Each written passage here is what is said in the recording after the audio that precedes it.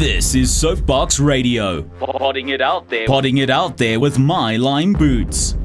The Lifestyle Edit. Hey guys, it's Ryan. It's a Thursday afternoon. It's just gone 4 o'clock, 3 minutes past 4. Coming to you live from the studio today. I was saying to Keketsa when I came in, it's one of the first shows we're doing from the studio for a couple of weeks, so it's good to be back in the studio in a familiar environment. Welcome to SoapBox Radio, and today we chat to someone who was on the show last year, July, and today we're going to do an update with her and just find out what she's been up to, what the news is. I trust you guys enjoyed last week's show, which we recorded with Riyad Musa live from the Auto and General Theatre on the Square. What a great guy. I really enjoyed that interview with him. I hope too that you managed to get to see his show, Life Begins. If not, he has a last performance in Maritzburg this coming Saturday. You really don't want to miss this show. He was brilliant on the show. He added on about an extra 20 minutes to the show, just talking about stuff off the cuff. I mean, someone who really just practices a craft. Anyway, back to today's show. Let's touch base with a rather special and inspiring lady. Yo, what's up? Baby, let's go.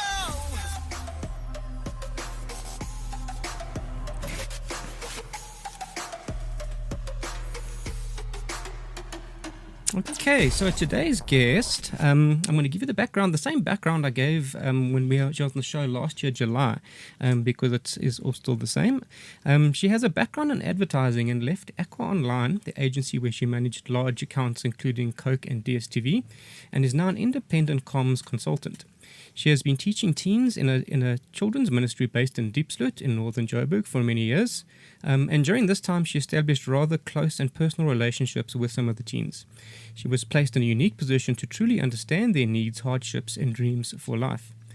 She also began to grasp their needs for life skills, encouraging friends and colleagues to get involved. She is very hands-on, if you know Shera. After much prayer and on the occasion of a birthday, she asked friends to donate funds rather than purchase the usual array of gifts.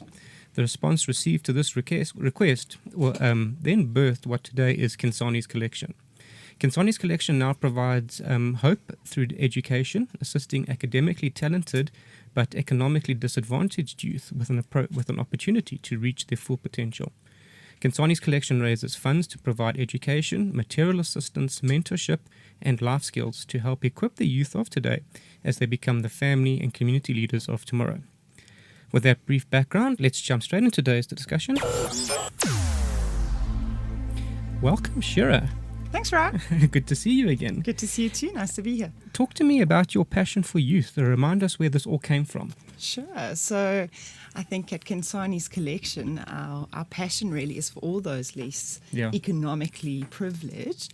In South Africa, we've got 1/3 of people going to bed hungry every night. So there really is such an incredible need to do more and to be more. We live in a country where you can't close your eyes and do nothing. Yeah. And so we've chosen to really focus all of our energy on the youth, and we work with these young teens to be able Here we go. thank you, and we work with these young teens to be able to just make some small changes in their lives to try and equip them and empower them for a better tomorrow, I suppose. You know, if I look back, we've been doing SoapBox Radio for a year now. February last year we started doing it, and I look at the different guests. You were one of them in the 27th of July 2017. You were here, which felt like just the other day, actually. It does. And there's that recurring theme, if I look at through many of the guests, of people who are seeing a need within society exactly like you did, and felt that call to action, felt, you cannot just not do something. You cannot just live and carry on. So it's great to keep talking to people like you guys.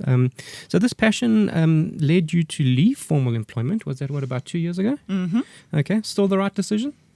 Absolutely. Most of the time it is. I think self-employment is certainly not for everybody. Oh my word, it's not for the girls. But it's not indeed. But I think I'm really grateful for the opportunity to have the freedom to do the type of work that I feel called to do. Would you call that your passion? Absolutely. Definitely. Okay, I thought so. Okay. Talk me through the founding of Khensani's Collection. Right, so through teaching Sunday school in Diepsloot a million years ago, I got to really know a lot of the children and understand some of their needs, and I realized that there was a need for life skills. And so I met the most remarkable young lady called Khensani, and she inspired me to want to do more, want to be more, and to get involved. And so we founded Khensani's Collection. The organization was founded as an NPC in 2012. And so because I was so passionate and excited about it, more of my friends started getting involved, and then complete strangers started getting involved. And now we've grown our little community, and we have recently been registered as a PBO. Yes, I remember that was outstanding last time we spoke. I think. So that's quite a big deal for us, because we really, one of the biggest things we obviously need is sponsorship. So we're hoping that when people can get tax certificates, that will make a difference. So that was quite big. That came through at the end of last year. And I think Khensani is still my mentee, and she still inspires me every day. And I think the project has just continued to grow from strength to strength. How old is she now? She is 20. She's just finished matric. Okay. She doesn't have any birth certificate, so she's battling, which I know we're going to speak Big on later. problem. Yes, yeah. So she's just started working as a runner at a restaurant, though. Very excited, exhausted, working very hard. I'm sure. Huh? Although Consignees Collection's main aim is education, Shera, you also undertake other things. We're talking about the mentoring and various things. I'm surprised when you sent me the update of what you guys have been getting into. Talk me through that. Absolutely. So our core focus really is education, but we also teach hard skills like maths and science. We run classes 6 days a week. We have an incredible teacher called Robert who is leading those classes. We run a mentorship program with one-on-one mentorship. We do skills training and group training. We have 2 outreach programs, which we do twice a year. We work with 2 creches. And then you can't just focus on education by itself. You also need to realize that for a child to learn, their tummies have to be full. Sure. They can't be distracted. A lot of our children lose parents, HIV, rape, etc. And so often we get involved in all kinds of things. Yeah. Okay. When we come back, I'll be continue chatting to Shera. This is SoapBox Radio. Potting it out there with My Lime Boots. The Lifestyle Edit. Share your thoughts and be part of the show now. Send a message on Twitter or Facebook at My Lime Boots. Find My Lime Boots on Twitter, Instagram, and Facebook. At My Lime Boots. And on YouTube. At My Lime Boots Live. I'm live this afternoon chatting to Shera, who's the founder of Khensanies Collection, a non-charity. You guys are not charity at all. No, not at all. A non-profit organization giving the gift of education to children. Shera, Khensanies Collection operates currently in the Diepsloot area, which you mentioned, with a population in excess of 1 million people. So they say. Yeah, and a notorious reputation for crime. Why specifically Diepsloot? Diepsloot is what we chose Diepsloot because it's close to Johannesburg. It's 15 minutes from Fourways Mall. So it really is on our doorstep. So although there's work to be done throughout the country, our focus is only in Diepsloot, and we'll never be leaving Diepsloot because our work there will never be done. I'm sure, never end. Okay, how many youths are you guys currently working with? We have 75 registered students in our maths class. So you can imagine we've got one poor maths teacher trying to teach 75. grade 1 to grade 12, 75 children. So it's a multi-talented person. Chaotic. He is indeed. And we often have a lot of our previous students that come in and assist on different days. We also have, besides those 75 registered students, a lot of the children that have finished matric go on to study or not study in many cases, and we keep in contact with a lot of them and work with them as well. Do you find some of those students coming back to help? Absolutely. Are they now part of the mentor program? They do. We encourage them to come back. Often I'll pop into the class and we'll see Nklunkla there or MJ. They're one of the teens that just popped in to assist Khensani herself. Often the day she's not working, we'll go and help, especially with the little ones, so that the maths teacher, because we are a teen-focused program, so that the teacher can focus where it's needed. Okay. What are the main challenges facing this youth that you're dealing with, apart from the obvious? We mentioned crime and that, but talk us through that. Well, I mean, that we could be here all day for. It's a show in itself. Yes, it is a show in itself, right? So South Africa has the highest teen pregnancy rate in the world. Sure. We currently have 3 pregnant teens, and one of them is in grade 11. What is that teen pregnancy rate? I mean, I know we always talk about the unemployment rate, but we say we got the highest teen pregnancy rate in the world. Do you know offhand what that? I'm not sure what the exact rate is, but I do know that 1 in 3 teens will be pregnant by the age of 20, and that we're finding that teen girls are having sex by the age of 11 years old, which is very scary, right? So, I mean, we've had a 15-year-old child pregnant. So when they themselves often don't have food and then are needing to deal with their own children, it's quite a scary situation. Sure. Okay. HIV is another massive issue, also up there in global stats. They say that there will be 2,000 teenagers between the age of 15 to 24 that get HIV in South Africa every single week. No word. It's an incomprehensible thought. And we started to recognize the symptoms now. So we're starting to see in some of our teens are displaying the symptoms, and then we can encourage them to go to the clinic and get the help. We've learned a lot more about it. Sure. I realized my own journey of going with a teen, finding out she had HIV, my own journey of working through the stigma and how you get it, how you don't get it, etc., has been really interesting. And I didn't realize how little I actually knew. You get taught about it at school, but you almost think it's not relevant to your life until it becomes relevant. So it's been really interesting to go on that journey with them. And then obviously, education as a whole is a huge focus. The stats for those are very scary. You've got 3% of people getting degrees in our country. You've got 3 out of 10 people finding work in the formal sector. And you've got only 1 out of 10 students going to university actually getting their degrees. Of 200 black students, only 1 of them will go on to get an engineering degree, which is quite scary. So, a lot of our children, that's where we focus, is on education. We have teens, by the time they finish matric, they still don't know the difference between his and her, and they do not know how to write emails. They do not know how to do basic communication a lot of the time that they're going to need to go into a workplace. So that's some of the areas we try and assist them with, that the systems often, they're overpopulated and they're falling short. There's some incredible people out there doing a lot, but there's a lot more that needs to happen. Do you find I had 2 guys, Ryan and Gareth, on the show about probably 3-4 weeks ago from a crowd called Satanta Upliftment Project, and they do they bring. Do you know Ryan? Yes. I know Strath. Okay.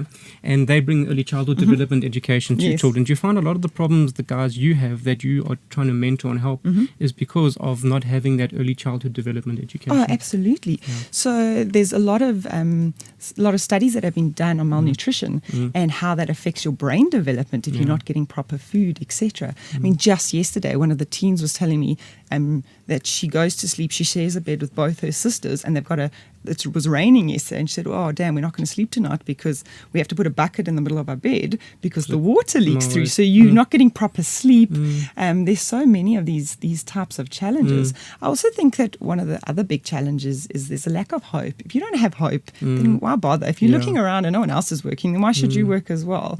And obviously we know our unemployment is ridiculous in South Africa, and so I think teens often lack that hope and they lack that encouragement to know that you can do more and you can be more, that you just need to push ahead and pick up a book and read it. We have a cupboard full of books, and to get a teen, I suppose any child, to convince them to read, right? Our teens are no different to any other teens, and they don't act any different than I did when I was a child, which of course wasn't that long ago. Just the other day. But yeah, so I think a lot of the issues definitely start at a young age and just continue and perpetuate. Okay, tell me, can anyone get involved with your programs if they want to help? Oh, absolutely. We encourage more people to get involved as possible, but I have come to realize that doing work in this type of a community is something that has to be on your heart. It's really not for everybody. Different people are called to do different things, but people that want to help within Diepsloot would welcome them getting involved actively. Otherwise, if they want to get involved and contribute in other ways, donate a calculator, etc., then there's lots of ways to be involved and to actively make a difference. Okay, we're going to talk about what those needs are shortly. When I come back, we're going to carry on chatting to Shera and just become updated with some of the stuff that's happening at Khensani. You're tuned in to SoapBox Radio. Podding it out there with My Line Boots. Share your thoughts and be part of the show now. Send a message on Twitter or Facebook at My Line Boots. Find My Line Boots on Twitter, Instagram, and Facebook at My Line Boots, and on YouTube at at My Line Boots Live. I'm back this afternoon chatting to Consignees Collection's founder, Shera, about their efforts to give the gift of education to children. Shera, you've been rather busy in Consignees Collection. I see the update you sent me. A matter which recently received a lot of press was Alda Satoli. Yes. Talk us through that one. So Alda is the most precious child. She's 12 years old. And after a month into this year, the schooling year, she still wasn't in school. So Alda was... High school, junior school? High school to grade 8. So Alda is South African. Well, she was born in South Africa, but her mom doesn't have any documentation, which means she doesn't have any documentation other than a clinic card. So they would not allow her to go to school because the new system is that you have to register online in order to go to school, and you need a birth certificate to do that. So they wouldn't allow her to go to school. So we went, after a month, I went to the school principal, begged her, pleaded her to get this child into school. Her hands were tied because she said it's a department issue. They gave me the details to get hold of the department, didn't get any luck. It was tragic. I had to turn around to a 12-year-old and say, sorry, you're not going to school, but you're also never going to go to school because the problem is not something she will ever be able to fix. Well, I mean, it goes beyond school. Then how do you then open up a bank account, and how do you apply for a job when you get an ID number and apply for a job? I mean, it's just and denying education, which was the point that was being made in the article in the 4A's review, just for an admin process. That just seems wrong. That there's no manual override. Correct. And then a system to help the child to sort her situation. She's obviously alive. She's there in front of you. Yes, correct. And so she just ends up falling in a hole in the system. So after turning to this child and saying, sorry, Alda, you're not going to school, went home, cried, drank a glass of wine, and then thought, okay, we can't. Alda? No, this was me. I said, we can't give up. We spoke to all of our mentors. We have such an incredible group of mentors who are so actively involved, and everybody was reaching out to everybody that they could. And so what we eventually did is we managed to get hold of the Department of Education, who offered eventually to help us because we had gone to the press in it, and we were able to get Alda into school. But the principal, after being called into the principal's office, she said, well, that's great, Shera, well done. Alda will go to school, but you need to realize she's going into a class of 93 other children. She won't have a desk, she won't have a chair, and there are 80 other children that I've had to turn away because they do not have all the right documentation. So although Alda's little story is a success story because she's now in school and she's doing so well, class captain, and I'm so proud of her. But we have two other little children, little Trust and little Sanity, who are both 6 years old and need to go to grade 1. Their cases were just brought to me in the last few days, and now we need to get them into grade 1. But one of the children do not have any documentation, but their parents have been trying for the whole of last term, so they're now a term behind. And these are just two of so many children. Undocumented children is such an issue in our country, and I think we often go, yes, something must be done about this. People need documents, but we don't realize that if you don't help people to get their documents, then they just fall into this gap. And you can imagine Alda at 12 with all the hope and potential in the world, a little child like that, what would happen to her if she never got any education? And we wonder why we have such a high crime rate. Working so often, I completely understand it. I would end up in the exact same space. Education. That loss of hope again, as you spoke about. 100%. So you need to have that, and you need to have your documentation. There's a lot of people fighting the system to find ways to do it, but we are very far away from being able to have proper systems or any help to help a lot of these children. Okay, so then let's talk about this this undocumented children. What is the solution then? I mean, what? So the problem is they don't have a birth certificate because they weren't registered when they were born. Yes, or we actually have a lot of people living in South Africa whose parents don't have documents. If your mother has an ID book, you can get an ID book. Okay. But if your mom doesn't, so if we have a lot of people who are not South African living in South Africa, but the children may have been born in South Africa. So those children fall in this gap because their parents don't have any documents. Like in Alda's case, or Khensani's case, or so many other children's case, their mom has no documentation. So as a child, whether you may have a clinic card, but that actually actually means Doesn't mean nothing. anything. Because unless you have a birth certificate, you can't get an ID. And to get a birth certificate, a parent has to have an ID, which many, many people in South Africa do not have. So that's a huge challenge. There's a lot of legalities around it. Different organizations will treat you very different. The law is often treated very differently. Okay. So I was recently at a talk on undocumented children that was being held by some incredible people trying to make a difference, but we are still so far behind from where we need to be in that space. Okay, so let's just see. So if the undocumented child comes from parents not having ID documents or not being documented themselves, say for instance those parents are South African and they do subsequently then get their ID, is it an easy process from that point to then get a birth certificate for a child who's now 12 years old? Far easier, except that if you're 12 years old, there's another challenge because you actually need to get birth certificates when you're born. Yeah. So then you apply for late registrations, etc., etc. So depending on your age, it becomes a lot more difficult. Okay. So that is doable. It can be done if you can get the documents from your absolutely. parents. But it's just a lot of our children don't even have parents. No, 100%. So then what do? There's no real solution. And the solutions are often costly and they don't understand it. And unless you can get lawyers involved, which little 12-year-old child, She's never going to know. She's never going to be able to do that. Schools are supposed to be of assistance, but in these environments, when you've got hundreds of children in your class and all of these challenges, it's impossible for them to get to the problem. It's just one of the many needs that needs to be addressed and obviously not number one. Yeah. So what is the current thinking then from your discussions that you've had in the conference that you went to? What is the current thinking in terms of what should be done in this situation? We can't just keep ignoring it. And what do they do in places like America? They must have the same problems. Sure. The Mexicans, Donald Trump's friends, the Mexicans coming over the border and having children. I mean, how do they address it in other countries? Yeah, so there's a lot of people in South Africa that are really good people and some legal organizations that are trying to take on some of these cases. There are set steps that people need to take, but the legislation really has to change in many cases. It's become very stringent, and if you go to Home Affairs, you are often not going to get any help. I've had I could tell you horror stories from my experiences there where we weren't given the right information, etc.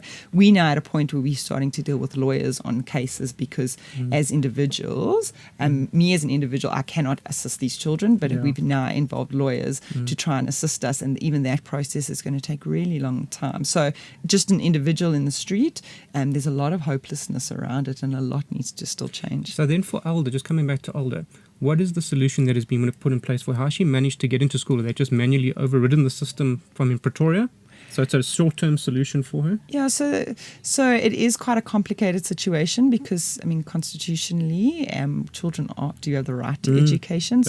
So she should be allowed to go to school anyway, but often at different levels, they put their own rules in place because they've got too many numbers, etc. Okay. And so it is a much bigger situation. And I think Alda getting her documentation, we're hopeful that in time to come it will be possible, but we don't have a light at the end of this tunnel. What sort of time frame do you think? I mean, thumbsuck. I've been working with Khensani for 4 years, and we are not a single step closer. My word. And if I tell you how many trips we've done to Home Affairs, etc. So that's why we're involving lawyers now. And so hopefully one of our mentors, Debbie, is getting involved. Okay, and yes, so we are very hopeful that good on you, Debs. Yeah, so hopefully she'll help us. Okay. Sure, a massive issue. I mean, we could do a whole show just on that. Yeah. Okay. And I could tell you all the right people to speak to on it too. Yeah. Okay. School shoes are often a challenge for those less fortunate, and you've got an interesting plan solution that you guys are busy with. Tell us about that. So yesterday, actually, we partnered up with Soul to Soul. Dario, who is just 9 years old and just so adorable and so inspiring, and his incredible mom, Zita, they came to Diepsloot, to our classroom, and we handed out 180 pairs of school shoes yesterday. Okay. Pure chaos, but such happiness. And so we've got a few pairs left over, which we'll take to one of the local schools as well. So it's so wonderful when one organization can partner with another one and work together within our different fields. Absolutely. Where are they finding the school shoes? I know you did give me the contact details for Zita, the mom, and I've sent her a message today. We will be chatting to her. But where did they get the school shoes They from? work with a whole lot of different partners, and Dario started an initiative where they collect the school shoes, so people will donate their shoes, not only school shoes, all shoes.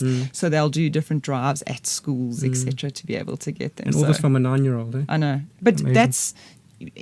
to change the world, you don't have to do something as big as that. Sometimes Sure. it's just saying, I have an extra pair of shoes, let me give it to someone. Yeah, I don't think what we can I all do? need to go out there saying, we all feel guilty about the way our country looks and how we feel every day. But sometimes it's just taking those little steps and doing one thing and helping somebody else to stand on your shoulders and to do something, saying, oh, you're going to go here? Let me buy this, let me do this, let me give of my time here, wherever you feel called to do. It's Yeah. those small things that can make a big difference. Okay.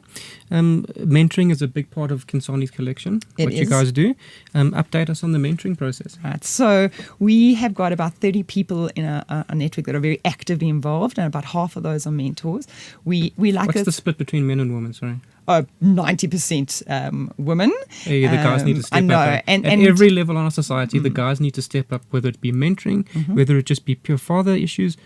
Guys need to really step up and just start acting like men, to be Absolutely, honest. Yeah. because a lot of the problems in society, as we know, when a man steps up will be affected. So our best mentor, I say always, he got the mentorship award last year, is Okay. actually Andrew. Okay. And as a male, he came in, he's like, right, what I need to do, something's broken, he's there to fix it. He got his mentee into university, he got him a bursary, he has changed this child's life, and he's done everything with gusto. And every time I speak to him, he's got a new idea and a new dream, and he's brought such energy. But men are a lot harder than women, and that's often what children need. Children need structure. Yeah, So very much often so. we've had female mentors who are so soft, and so they'll often get disappointed by their mentees because they'll have certain expectations and they can be too soft. But Yeah. actually, to say no, these are the boundaries, and our male mentors are far better at it. So mentorship is really our mentorship program is one-on-one.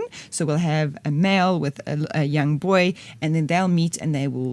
You need help with geography, fine, or let me show you how to open a bank account, or let me take you to Checkers and teach you about teas, is what Sean, one of my mentors, did with his team the other day. But I think mentorship is just walking through life. As a mentor, you're not a parent.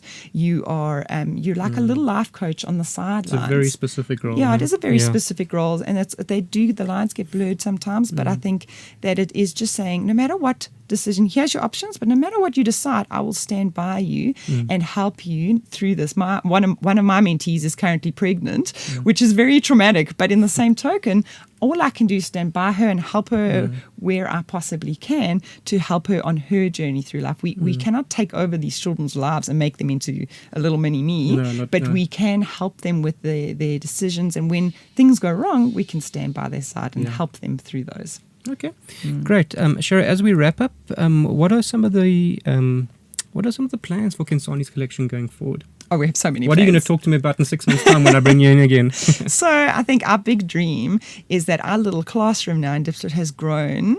Our children have grown, and so we are needing to find new premises where we are able to have a few different classes and hire a few different teachers. So that's our big goal and our big dream, and I'm trying to find the right people to collaborate with so that we can expand on that. So In I the think, Diepsloot area? Yeah, definitely. The greater Diepsloot area? Yeah, definitely within Diepsloot, hopefully next to some of the schools.